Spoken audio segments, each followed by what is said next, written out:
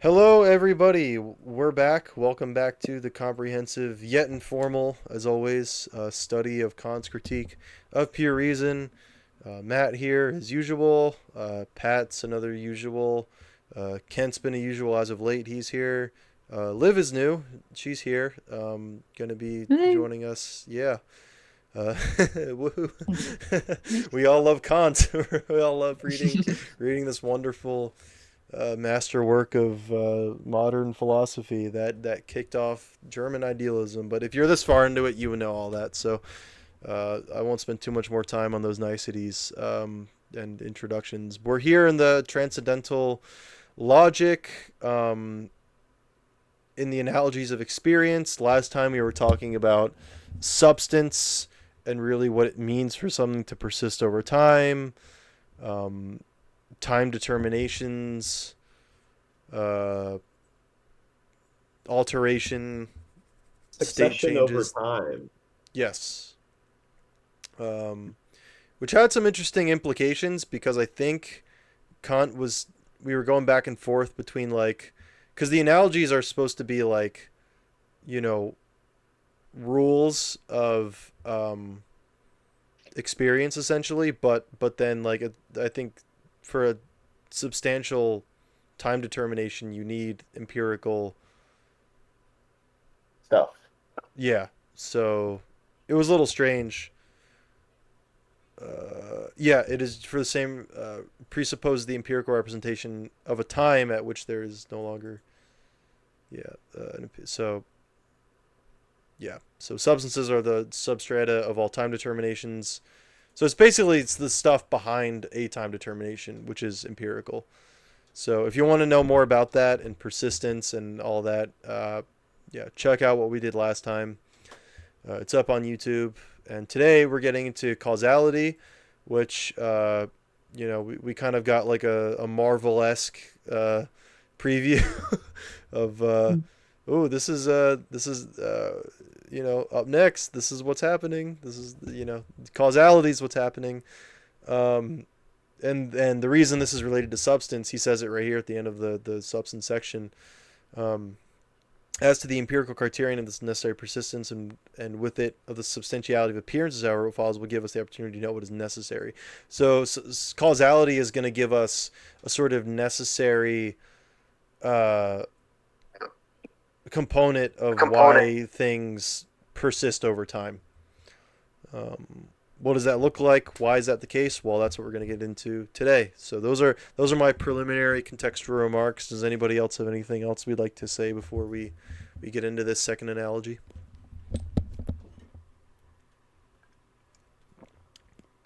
Um, going once, going twice. All right. We can begin reading. Would anybody like to read? Sure. All right. Second analogy. Principle of temporal sequence according to the law of causality. In the first Oh, edition. sorry. Everything that happens, or begins to be, presupposes something which follows it in accordance with a rule. And in the second edition, he writes instead, all alterations occur in accordance with the law of the connection of cause and effect. Proof. That all alterations of temporal sequence are collectively only alterations, i.e., successive being and non-being of the determination of the substance that persists there. Consequently, that the being of the substance itself, which succeeds its non-being, or its not being, which succeeds its being, in other words, that the arising or perishing of the substance does not occur, the previous principle has shown. This could also have been expressed thus. All change, succession of appearances, is only alteration, for the arising or perishing of substance are not alterations of it, since the concept of the alterations presupposes one and the same subject as existing with two opposed determinations, and thus as persisting. After this preliminary reminder, the proof follows. Um, Okay. Uh, let's talk about this a little bit first. okay. Sure. So he argues that substance cannot either come into being or perish, right? So he would not, for that reason, say that a human being, for example, is a substance, right? At Correct. least a human being as appearance is a substance. A human body, for sure, is not a substance. And if a human being is a substance, it's in some noumenal way that he doesn't get into. Uh, so it becomes like kind of a question. What does he mean by substance here? What is a substance? Because in Aristotle, a substance is the category where we speak of what has changed. If I have grown a beard, then that means I am the substance, and the growth of the beard is the alteration. But for Kant, I couldn't be a substance, right? At least, Yeah. again, not my body, right? Um, I so mean, what is it that he means by substance? Schopenhauer will go and say that it's matter, but I don't think Kant explicitly says that matter is substance. All appearances contain that which persists. Substance. Substance is just that which persists. But what is that which persists? Like, what does that? What exactly does it? It's not a use of the category substance in a way that is like, um. It's the substratum of everything real. But what does that mean? What function does it serve in our knowledge? um, I think Is this just a Spinoza substance where there's one substance? no, And it's not. It's I basically take it to mean like the essence of a thing. Like something can change over time, but it's that which just remains. But he specifically says, "Can you give an example of the essence of a thing that does not change?" As in, Yeah, the it wax. doesn't come into being. The candle. Sorry, The candle. It's that's not an wax and then example it's at all. what? That's not an example at all. Because wax can indeed be burned down to nothing but carbon dioxide. So it's not the wax. No, but it's the no. Sorry, no, I didn't mean literally the wax. I meant the candle. Like we if we said the candle, is there and then it melts, we would still be able to identify that that is the same thing. That it has changed, but it's still there. Okay, so a candle happens. So there's a candle. The Yeah. candle melts. The candle is thrown into the sun. It dissipates. The sun explodes, and there's a nebula with diffuse stuff. Can we still identify that candle specifically? No, it's and that's. I mean, it is kind of vague, but I think there. Yeah, I mean, I see what you're saying, but I think he's just like we can still do that though. We can still point at something and say like that's a candle, you know? I don't know exactly like which discrete points at which things would like start and stop being uh things, but Meaning, Well, look um at this sentence here. However, the substratum of everything real, i.e., everything that belongs to the existence of things, is substance, of which everything that belongs to existence can only be thought as a determination. So, everything that belongs to the existence can only be thought of a determination of substance in the singular.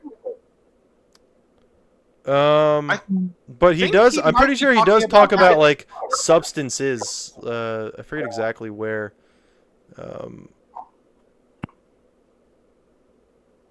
I mean, unless he does mean it in more of like a Spinoza sense, but it's definitely like empirical as well.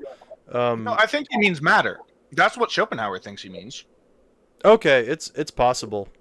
He's not really If he clear on doesn't that. mean matter, then we run into an issue that is the same with Schopenhauer, which is the fact that matter does in fact get created or destroyed. Hmm. Like we see that happen. isn't that what he's saying in the second analogy? Isn't that kind of what he's positing? No, he's positing that changes happen to substance. According to the second analogy is about the principle of cause and effect. It's about this principle that substances or substances, whichever it is, because we haven't determined that for sure yet, do in fact undergo change. They're not created or destroyed, but they are transformed. How are they transformed? In accordance with a law of cause and effect. That's what the second analogy is about. But the first analogy is... I remember when I was reading it the first time, I just called it wonky. Because what does he mean by substance here? What does he mean? If he means matter, then we have to ask at least in what sense he means matter. Because matter itself, we have observed, does get created or destroyed. Like, we've empirically observed that matter gets created. But and I don't destroyed. think However, he doesn't explicitly say it's an matter. empirical. I don't think it's that empirical. I think I took it to just basically mean like the essence, something's essence, and like that can something's like empirical, like the essence of an empirical thing. I think is really what I would describe it as. Yeah, it strikes me that empirical things do not have essences. That Kant certainly doesn't believe that they have essences. Well, okay, and, maybe not in like some like mystical sense, but in the sense of a determination. Like we make determination. Like there's a cup on my desk. Like I can clearly determine a cup on my you know what I mean? Like that you know, so I think that's what he means by substance. What about the heat problem? Or the Determination is identical to the cause. But what about the heat problem, or the like? When does it become a heat? When does it become a cup? I don't think he's concerned about making like a systematic like metaphysics of substance. I think he just is trying to explain like the principles of the phenomenon. Which is like we do that. Like we identify things. We, you know what I mean? Like I don't know. Maybe I'm being too like pragmatic or something, but I just like the way this reads. I don't. He's not setting up like a I don't know. I don't think he's setting up what you're after. But hold on. If he says that, then what he says specifically, that substance cannot be created or destroyed, it doesn't hold. Because our common sense notion of substance, they can be created and destroyed. I can obviously destroy a cup, and I can destroy it so much that it's no longer identical what is supposed to be the cup anymore. Well, and he says that's empirical. That's not what he's talking about right now. Like that's what Matt was arguing he was talking about. What is he talking about? He's trying to have a purely intellectual representation, and that's like he has to go inside and outside of experience, and you're right. Like it's not always the clearest. Here's the thing. I think he means matter. I don't see what about this reads matter. Okay, so I think he means matter because I know at a later point he argues that the principle of natural science, whereby you cannot create nor destroy matter, is one we can actually know a priori. You remember that when we had that nature wizard talk? That's not later though. That's at the introduction. Sure. Fine, it's not later. But actually, he does say it later, too. He says it earlier and later. Okay, he has to defend what he says early on. But he says, basically, that the principle of conservation of matter is something that we can know a priori. And what's the basis of that a priori knowledge? It looks to me like it's this. I don't see that connection being made. Well, it's not. You're right. It's not there in the text that we are reading. There are so many questions in the text that we're reading that it's the only inference that I'm left to draw. Because traditionally, like, the view that matter is the substance has a historical background. It has a historical background in, for example, like the Stoics. And so it's not like such a crazy out there idea. Well, how do you know he's doing that? How do you know he's picking that up though? Like, I don't. I'm just saying I can't interpret this in any other. I can't come up with any other interpretation that. Well, makes sense. I can. I think he's just talking about a determination in time. I think he's talking about a time determination, something lasting and persisting over like, X amount of time. No, he's definitely not talking about that because he says that. Are you saying he has that there is a content to Scroll this? Scroll back up, Matt. Where? Here, to the beginning of this section, basically. Oh no, not this section. Go down. To the second analogy. Yeah, the second analogy. I wasn't here for the first analogy, I don't think. Well, But I'm that's sure probably why we're someone having did. this debate. Well, but look, well, I read it. I read it before, but right here in the proof, he gives us basically a reminder of the second analogy. So right here in the proof, scroll down a little. All right, I'll read it again. That all appearances of the temporal sequence are collectively only alterations, i.e., the successive being and not being of the determinations of the substance that persists there. Consequently, that the being of the substance itself, which succeeds its non-being, or the non-being, which succeeds its being, in other words, the arising or perishing of the substance, does not occur. Right. The arising or perishing of the substance does not occur. A particular time determination that comes into being and then doesn't exist, like a cup, a candle, etc., it arises, it perishes. Right, but we still have like the idea of a cup or candle like in our minds. Forever? You think Um that like you think he's talking about that like 3,000 years from now, if I have a candle and I burn it all out and I scatter it to dust and whatever happens to it, I'll still think that that is the candle? as a like logical potentiality of experience, yeah, a candle could come into existence. At that point, it seems like there are an infinite number of substances, all of which are arbitrary, as opposed to there being one substance, which is what he says, substance, which is matter. It just seems like He doesn't know. Well, he doesn't say there's one substance. he says substance in the singular. Right, but like of the substance, like as if he's like picking one in particular. Right, but he He's never Like I didn't uses. see an argument for monism, substance monism in here, or anything like that, or just a singular substance.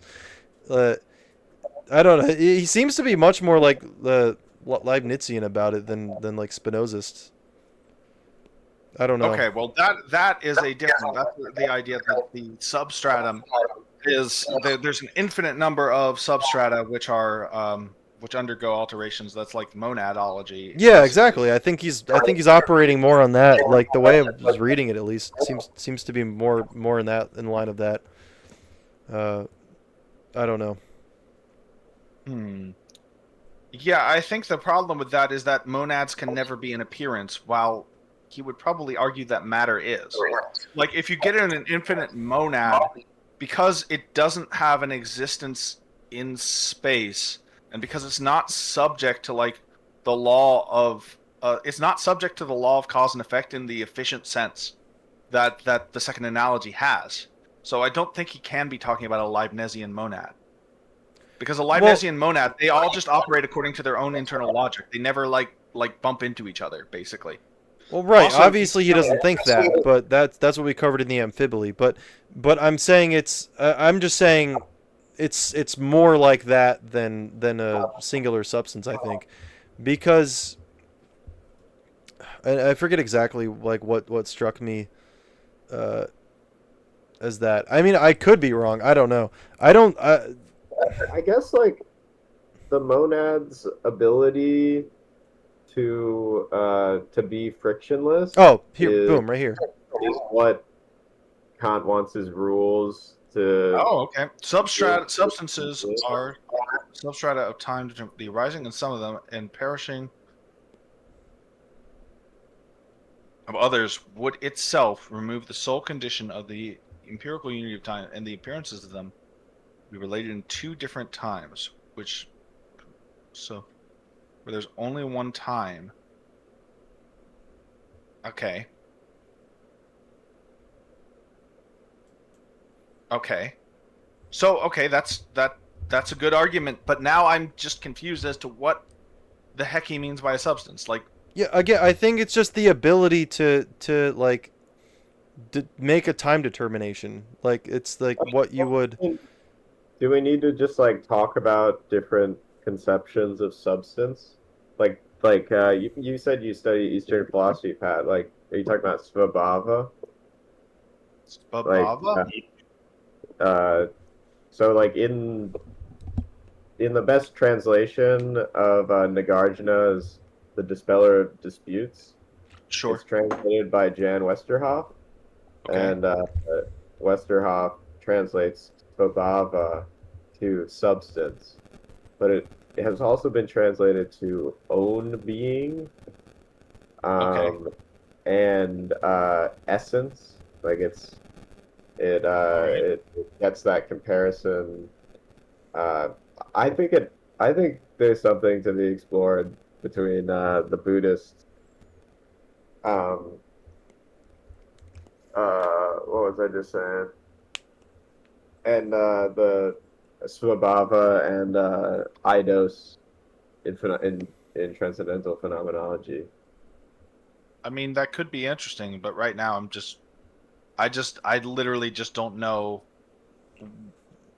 what he means by substance or It's like if you just stood up and walked in one direction, you'd bump into something. sure, but that's a quality of substance, right? That's some kind of quality which um Well, right, but like if I there would be something there to have those qualities, is what Kant is saying. I suppose that's true, but well, I suppose that might be what he's saying, but the question then becomes what role does that actually fulfill besides just the purely linguistic role of like me saying what it is that Um, I think I think that's what this section is for. Well, it's either that's what this section is for, or you like already understand Heidegger's critique of Kant. It sounds well like. maybe or just having the same critique maybe but uh this section is about cause and effect, not substance. This section is about the idea that cause and effect is based on succession, which is the thing I forgot about earlier, and then I remembered and I was like, oh yeah, that's how Kant defends cause and effect. Um, because it's the second analogy, it's about cause and effect, not substance.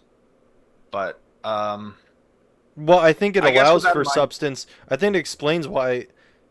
Uh, it's why it's substantiality necessary. Like why must there be a substantiality of appearances?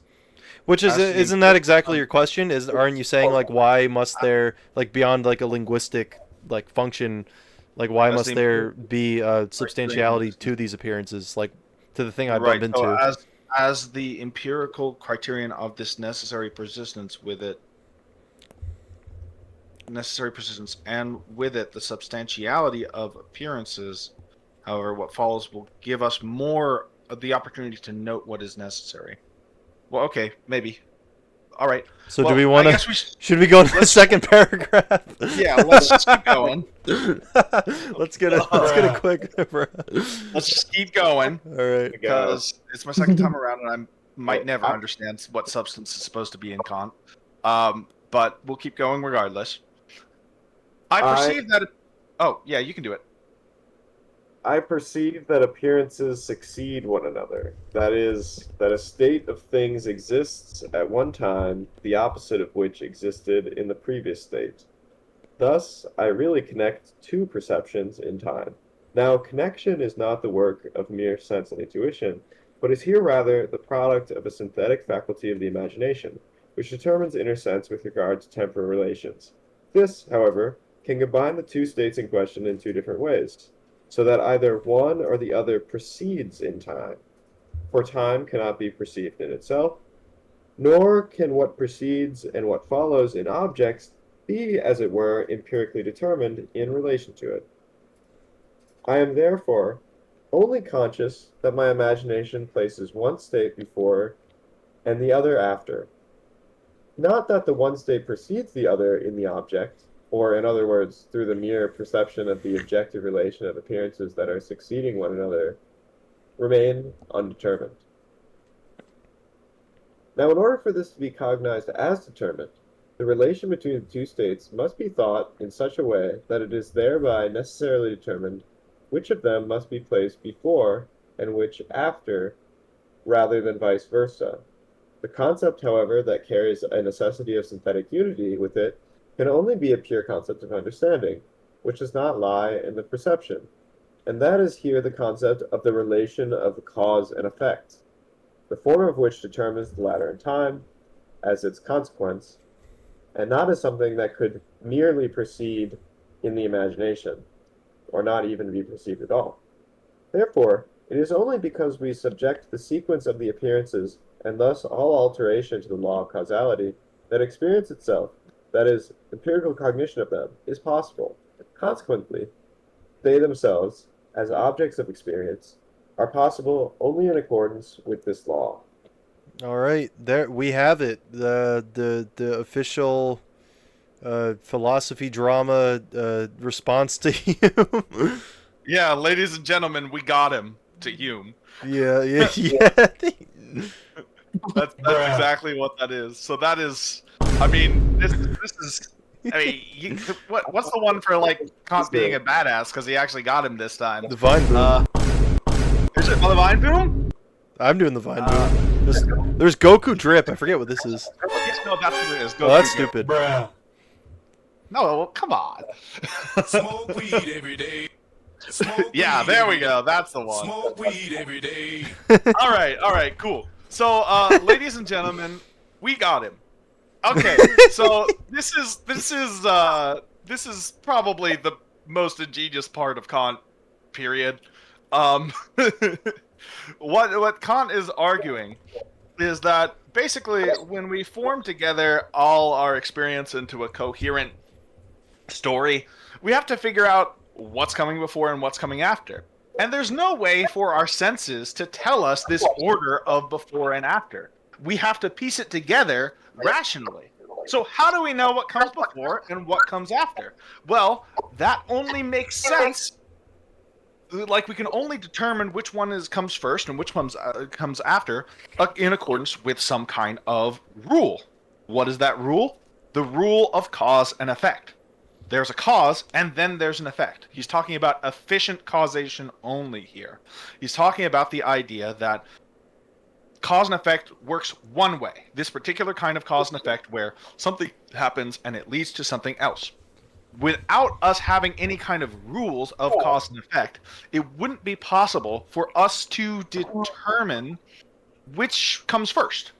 So he's arguing, therefore, that there could be no possible experience, just a confused jumble of sensations, if we didn't have this concept of cause and effect a priori, and if it didn't apply to reality as phenomena. So, In a way major shots fired at Hume. This is like kind of the essence. We kind of got to like this is the whole point of his argument against skepticism. He's saying that cause Humean and effect, skepticism. Yeah, Humean skepticism. Well, I mean, he calls it skepticism, right? Yeah, he just true, calls it true. skepticism. But he's saying here that cause and effect are a priori necessary for experience, and he's got a strong argument for it. Kent, were you saying something? I think it's a strong argument. Me too. I guess like it still depends on the interpretation of empirical versus intellectual, but like maybe he's just getting started. Maybe it'll get there. I also it says that he uses the word Beziehung instead of relation when he's talking about the empirical. So I don't know. Shall we continue? Yeah, let's do it. Major Kant W. Smoke weed every day. I guess I don't know. Liv, do you want to read a paragraph, or are you just chilling? Sure. I can do it as long as it's on the screen. Yeah, you just. Or you want to send it. It's. Can you see can you see it on the screen? What I'm highlighting. Yep, I can see down. I can see down to the word presentations. How the. Let's see. I will start at the top. Yeah. The apprehension of the manifold of appearance is always successive. The representations of the parts succeed one another. Whether they also succeed in the object is a second point for reflection, which is not contained in the first.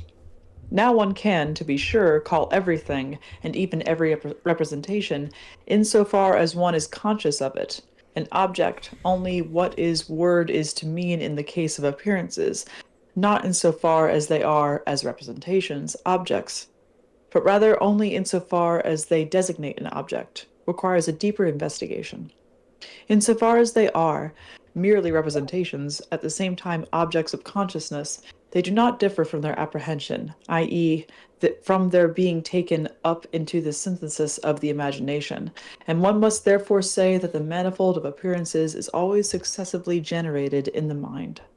If appearances were things in themselves, then no human being would be able to assess from the succession of representations how the manifold is combined in the object. For we have to do only with our representations, how things in themselves may be without regard to representations through which they affect us, is entirely beyond our cognitive sphere. Now, although the appearances are not things in themselves, and nevertheless are the only thing that can be given to us for cognition, I still have to show what sort of combination in time pertains to the manifold in the appearances itself, even though the representation of it in apprehension is always successive. Thus, e.g., the apprehension of the manifold in the appearance of a house that stands before me is successive. Now, the question is whether the manifold of the house itself is also successive, which certainly no one will concede. Now, however, as soon as I raise my concept of an object to transcendental significance, the house is not a thing in itself at all, but only an appearance, i.e., a representation, the transcendental object of which is unknown. Therefore, what do I understand by the question how the manifold may be combined in the appearance itself, which is yet nothing in itself? Here, that which lies in the successive apprehension is considered as representation, but the appearance that is given to me, in spite of the fact that it is nothing more than a sum of these representations, is considered as their object, with which my concept, which I draw from the representations of apprehension, is to agree. One quickly sees that, since the agreement of cognition with the object is truth, only the formal conditions of empirical truth can be inquired after here, and appearance, in contradistinction to the representations of apprehension, can thereby only be represented as the object that is distinct from them if it stands under a rule that distinguishes it from every other apprehension, and makes one way of combining the manifold necessary. That in the appearance which contains the condition of this necessary rule of apprehension is the object. All right, thank you. So, Mhm. we know what an object is in Kant, Yeah, well, which that is makes one of us. well, Let's get no kidding. Maybe we four of can us, we not can break it five. down. Yeah, so it seems like because this was actually a question that had come up. I don't know if like I asked it myself because I kind of just instinctively like interchanged like representation and object aside from Mhm, like the case of like the for example the transcendental object. Um, mhm. but What about what's up? the house that he was just talking about? Yeah, so I think the example of the house is to show that um, well, I think it sums up in this last sentence that in the appearance which contains a condition is necessary of this necessary rule of apprehension is the object. So it's an appearance which essentially obeys this law of cause and effect, right? This the house is an object, right? In other words, it has like objectivity in our Mhm. experience because it Is the object of our representations. It's an object in the sense that is the object that our representations represent. Mhm. Whenever you have a representation, it has an object. So if I have a word that represents, let's say, a word chair, the word chair represents an object, chair. Also, I could have a thought about that chair, and that thought also has a object which it represents, right? It's not just Mhm. a random jumble of things. It's supposed to represent an object. But what is that object? Well, naively, Kant says, like, sort of, like Kant would say naively that the object, we could think of the object as some transcendent thing that exists outside of us. But then we run into the problem of, well, we can't say that succession exists in the object because time doesn't exist outside of our own perception for reasons we've covered earlier, for one thing. Um, but so what is the object? It's not the transcendental, or it's not the thing in That- itself that is our object, but an appearance. Yeah, And that what an he means- appearance which contains the condition of this necessary rule of apprehension is the object. This Right. necessary rule of apprehension. So that an appearance which contains the necessary rule of apprehension, I believe what he means there is that there is something in the appearances itself, or that the jumble of appearance, that gives us rules for this is the chair, this is not the chair. You know, if I set the chair on fire and it's made of wood, it will burn down to ashes, etc., etc. Right? Those are rules that sort of structure the way appearances appear to us. And it's the rules themselves that make the object objective, that make the object, that makes this particular something, I guess, like the chair.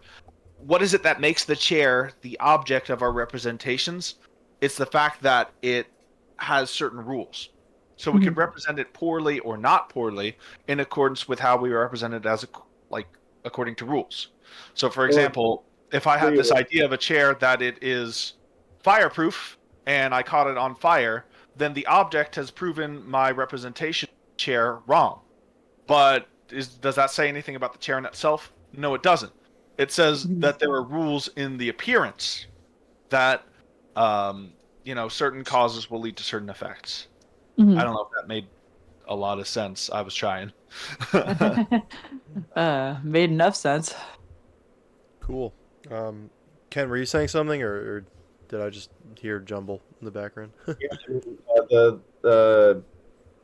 Pat said that representations can be represented poorly or less poorly, and I think that's true in the analytic of beauty.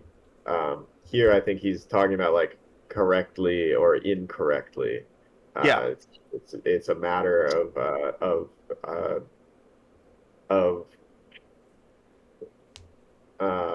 defending a position you think aligns with truth and critiquing that which does not, can be proven false and proving it.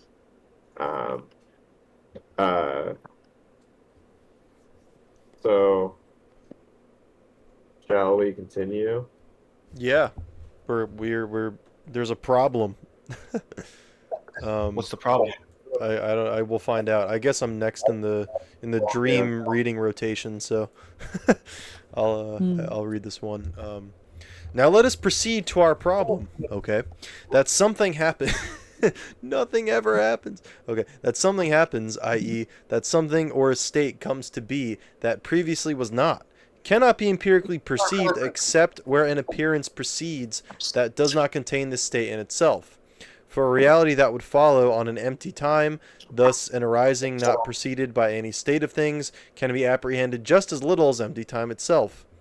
Every apprehension of an occurrence is therefore a perception that follows another one. Since this is the case in all synthesis of apprehension, however, as I have yet shown above in the case of the appearance of a house, the apprehension of an occurrence is not yet thereby distinguished from any other.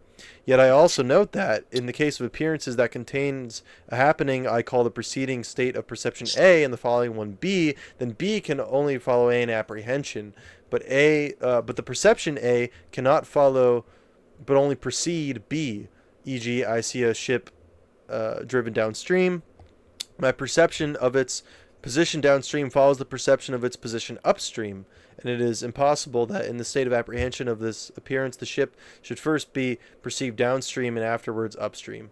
The order in the sequence of the perceptions in apprehension is therefore here determined, and the apprehension is bound to it. In the previous example of a house, my perceptions could have begun at its rooftop and ended at the ground, but could also have begun below and ended above. Likewise, I could have apprehended the manifold of empirical intuition from right or from the left. From the right or from the left. In the series of these perceptions, there was therefore no determinate order that made it necessary when I had to begin in the apprehension in order to combine it, the manifold, empirically. But this rule is always to be found in the perception of that which happens, and to make the order of perceptions that follow one another in the apprehension of this appearance necessary. So that's cool, and I think he's about to actually like elaborate on that. But I mean, just following the tradition of like breaking it down by the paragraph is what you usually do. Yeah, this is pretty straightforward. I think he's basically just saying that things always happen in an order. Then there isn't really a reason, at least yet, why they're in the manifold, why you would sequence it from one to the other. But it is going to happen in an order, I think is just, and that is necessary. Can I just say, what a bad example. I didn't think it was that bad. What's bad about it? What's bad about it? Obviously, a boat can go upstream. No, but he's saying if it's going downstream, it's not gonna like, it's like he's saying it's not like a YouTube poop almost, where it would like cut and like keep like going like no, teleporting. I know what he's saying. I'm saying it's a bad example because what he's trying to show is there's a dynamical principle. The stream pushes the boat upstream, and so because of the force of the stream, as long as you have the force of the stream and no unequal force, yeah, it's true, the boat will go downstream. But that's not what he said. I'm just saying. Well, that's I think kind of, you can give much better examples. Like for example, you can burn something, but you can't reverse the state of burning something, etc., etc. Oh, I mean, sure. realistically, there's sort of like a counter example to every specific thing until you get into like literal physics, which says like, you can't. Like, there could be a counter cause. There can always be something acting against the cause that overrides that cause and like causes it to move in a specific other way. Or like a So chemistry like a one-way reaction or something. Yeah, even in a one-way reaction, it can in theory, in principle, it can be constituted one way. The only thing we know can't be undone in physics, I believe, is that in an isolated system, the entropy of the system is always going to increase. So it always moves in one direction that way. That's like the only general principle I think still holds. But I'm just saying there could have been much more obvious examples than the ship. No, but actually I think that defeats the point of what he says at the end though, because he's kind of saying like in these cases there's not really one reason why you would go one way or the other than that there is an order that it goes in. Well, whereas in like the example of entropy, it only goes in one way, so you can't go the other way. Yeah, that is the only example of something that literally only moves in. Yeah, but that's his point. Be how physicists define time, because entropy only moves in one direction. Well, right, but that's his point. He's like things don't just move in one direction. Like obviously, yes, the boat can go upstream, and it's even more clear in the house example. I think you can look at the house from top to bottom or bottom to top. It's kind of arbitrary, but you're gonna look at it in an order. Is the point? Right, but that's I think. Well, I think he's gonna get more into why. I don't know. It seems like he's gonna continue, but Liv, were you saying something? Yeah, I was making a note that I remember reading a long, long time ago, and I can't cite a source on this, but that in physics, it doesn't really matter where something is on an endless grid, because the grid goes on forever, but rather where something is in relation to something else. Yeah, so and that's I the think that's the point. case. I think that's the point that Kant is maybe getting at here, particularly in the upper part of this paragraph, where let's see. I see a ship driven downstream. My perception of its position downstream follows the perception of its position upstream. So he's positioning things relative to other things. And I think that he's maybe drawing this comparison to things across time. So it's a different dimension, but it's still positioning something relative to something else in order to determine what it is, if that makes Well, sense. for Kant, Yeah. space and time are fundamentally separate because space moves in any direction and time only moves in one. As far Right, as we're working in different dimensions, but it's still relative to something else. It's not an endless grid. Whether Sure, it's the third dimension, the fourth, the 11th, I whatever it think is, his if I you're a think string his theorist. point is that as an appearance, as the way like we perceive time, Mm, time only moves in one direction. mm, Whereas if I look at that house, right, I can look up, down, etc. It doesn't. The order is free. Because that's mm, space. So it's unlike time. mm, mm. As long as it's relative. So yeah. Okay. Yeah. Cool. Should we do the next one? Yeah, Mm. do it. Wait. I think it's Pat. Or Yeah, oh Pat's- no, I guess it could be me. Yeah, sure. In our case, I must therefore derive the subjective sequence of apprehension from the objective sequence of appearances. So, in other words, the object has certain causal laws. Like, for instance, I know that burning works one way, right? You burn something and then it turns to ash or whatever. Mhm. I must therefore derive the subjective sequence, so my memory works this way. I saw the match get lighted, the chair set on fire, and then it turned to ash. And I know that it happened. I don't know. I'm going to stick with the same example, but I know that subjective sequence of appearances happened because I know the objective sequence of appearances. Okay, so for otherwise, the former would be entirely undetermined, and no appearances would be distinguished from any other. The former alone proves nothing about the connection of the manifold in the object because it is entirely arbitrary. This connection must therefore consist in the order of the manifold of appearance in accordance with the apprehension of one thing, that which happens. The apprehension of one thing follows that of the other, which proceeds in accordance with a rule. I can only thereby be justified in saying of the appearance itself, and not merely of my apprehension, that a sequence is not to be encountered in it, which is to say as much as that I cannot arrange apprehension otherwise than exactly in this sequence. I think this is even like a continuation. I mean, this whole thing is obviously a response to Hume, but I think this part specifically would be used to counter the what is the balls the billiard ball example. Right, because Hume says if I hit a if I'm like playing, well, he doesn't say this, but basically we can think of it. I think if we're playing pool and I like with my pool cue I hit the ball, I don't know exactly predetermined, basically. Like, I don't have some like set or predetermined knowledge of like where the ball's gonna go. I just don't. As a subject, right? And that's Kant saying here. Yeah, Hume's right. That's kind of arbitrary. Like, we don't. I mean, no, it literally isn't arbitrary, but our subjective knowledge or a subjective experience of the like apprehension of the causal sequence of like the playing pool is pretty arbitrary.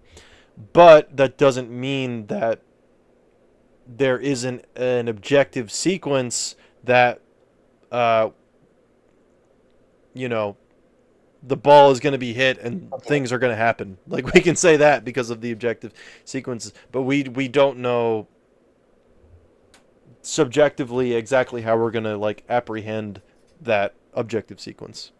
Well, it's kind of an Uno reverse card, because the question is, how do I know that Hume's question is, how do I know if I hit the billiard ball in the future that it's going to go this direction? And Kant's question is, how do I know that in the past I hit the billiard ball and then it went in that direction?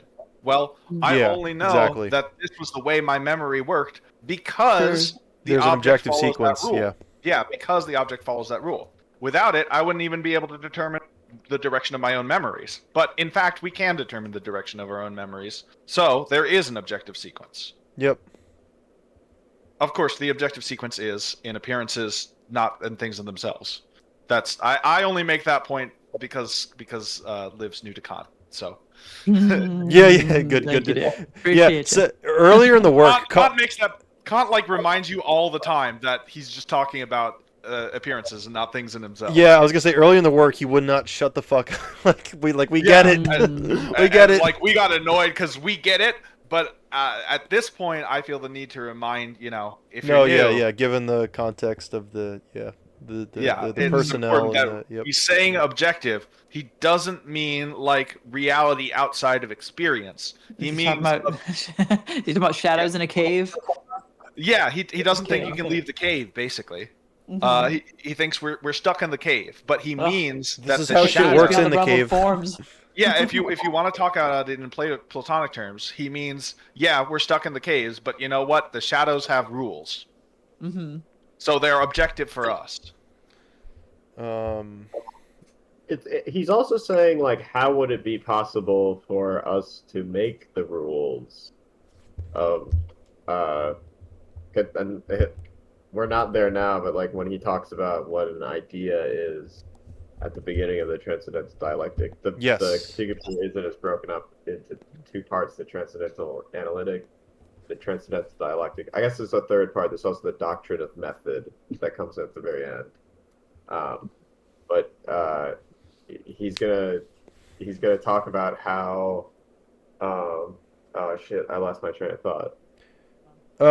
Yeah, well, I think you're saying you're bringing up ideas because we were talking about the Plato and the cave, and Plato's obviously talking about like ideas and leaving the cave.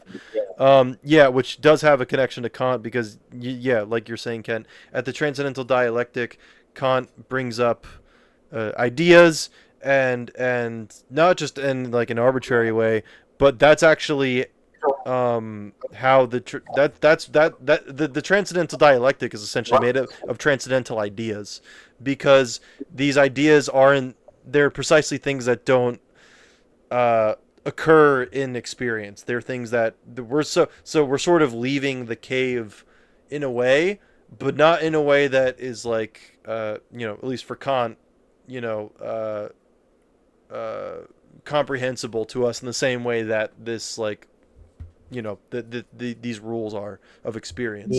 Rather, we run into literally a dialectic. We run into like contradiction and or just straight like a indeterminacy of but because of the nature of reason, we can still posit these like ideas. We just can't like apply them or make sense of them in the way that we do with these. So like yeah, we wouldn't yeah, exactly. These are we're still in the realm of shadows here. We're not talking about ideas, we're talking about the shadows, and the shadows have rules because because of the shadow watchers, how they're oriented. Yeah, the shadow government. Is rule a metaphor here, or is it? No, it's literal. Or is there some kind of like normative significance? No, it's not literal in the normative sense. It's literal in the descriptive sense. So, like for instance, the rule of gravity or the rule of entropy that I just talked about is a perfect example of a rule of cause and effect. We know that any kind of action in the physical sense is going to result in an increase of entropy given an isolated system. So that is like literally, it's like a literal rule. It's like a natural law talking. Right. Yeah, that's what he's talking about. Essentially, is natural. Which makes sense because we're in empirical. Well, we're describing the possibility of natural. You were just talking about the substance that you were so skeptical of just now. What do you mean? Anyway, we can go. Cause and effect. I'm not skeptical of his cause and effect stuff. That makes perfect sense to me. It's the substance stuff that's questionable. Good. Questionable substances. I have to go back to college. Yeah, that's funny. It is at this point. We're almost an hour into this recording, and it's almost 1 a.m. where I am in the world. Do we want to continue for a bit, or do we want to like call it here and pick up in part two? Just want to like offer that as like a I don't know, a marker. Appreciate you. At some point, I might slip away just because that would be wise. Although I'm still very interested in what you guys are saying, so up Yeah. to you. I'm trying to see because Well, sometimes Kant has like little breaks where he puts like stars, or at least that's Mm-hmm. what the editors of this English translation did. Are we Uh, still recording? it's just like a bunch. It's like a bunch more arguments about how like yeah. if time is passing, That there's yeah, that's no- kind of why I'm like questioning because it's like this is cool, but I feel like it's also gonna get a bit repetitive, and I'm getting tired. As Kant um, does. He kind of yeah. just repeats the argument over and over again. Okay. Yeah. So in that case, Um, I might leave it here, and then we can continue Wait, Matt, this. are we still recording? We are still yeah. recording. Oh, Kirk, is that you? Oh, Kirk's here. Okay. Hello, Kirk. Yeah, I was a little disappointed in you because you said you weren't gonna be on Discord tonight, and Yeah, my plans were a little uncertain. I didn't think I would be able to, and then things changed. Okay, well, all right. Here, let me end the con study so we can discuss. wait, what about the Kantian wisdom of the day? Yeah, we Yes, need our Kantian wisdom. that's how I end it. Kantian wisdom of the day. Don't let your subjective apprehension. Hold on, wait. Let me make sure I'm not confusing these terms. Don't let don't let your subjective apprehension of a sequence of events uh, distort the notion of an objective sequence of appearances, and because those appearances are objective, baby, because time's a passing and flowing in one direction, and we have a transcendental imagination that allows us to place the events, because not only is it productive, it's reproductive. Man, do Not you ever in a think about sexual going into sense. advertising? What's Cross that? fingers. I said, man, do you ever think about going into advertising? That's really catchy. That dude, they're Kantian wisdoms of the day. I have to sell them as wisdoms. I can't like provide too much argumentation. I have to be very rhetorical. And then I don't know. Does anybody else have any Kantian wisdoms of the day they'd like to sell to our audience? Kantian wisdom of the day. As you have them do unto Uh, you. That came up here. no, it definitely didn't come up here. Kantian wisdom of the day. Obey the natural laws. You have That to. sounds so fucking wrong out of context. Stuff has to happen in order. Oh my I god. represent. Always constitute your memory in an order that makes sense according to the natural law. Do not, like, if you're ever wondering, should I remember this, Who the with the fuck does chair that? being on fire and then it, like, it was ashes and then it's fire and now it's chair again? Or, if you get confused, just YouTube remember. poop. Don't make YouTube poops in real life. What is Yeah, the natural don't, law, don't, though? What is the natural law? What is this natural law you speak of? That it sounds like you're Cause and like effect, baby. Objective Yeah. law. getting something to a numinal. Hmm. Oh, it's not numinal. Maybe not cause and effect. No, it's a law of nature. Nature is an appearance, like in Kant. But anyway, yeah. Um, don't forgore. Remember instead. That's my wisdom. Vote I Nixon. like how this is devolving. Got it. All right, we'll see you next time for fuck, where were we? Kantian Maybe wisdom today is Hume BTFO. Yeah, Hmm. Hume did get BTFO'd. Um, I think we were here. We'll see you next time around B239 A194. See you then. God bless. Bye bye.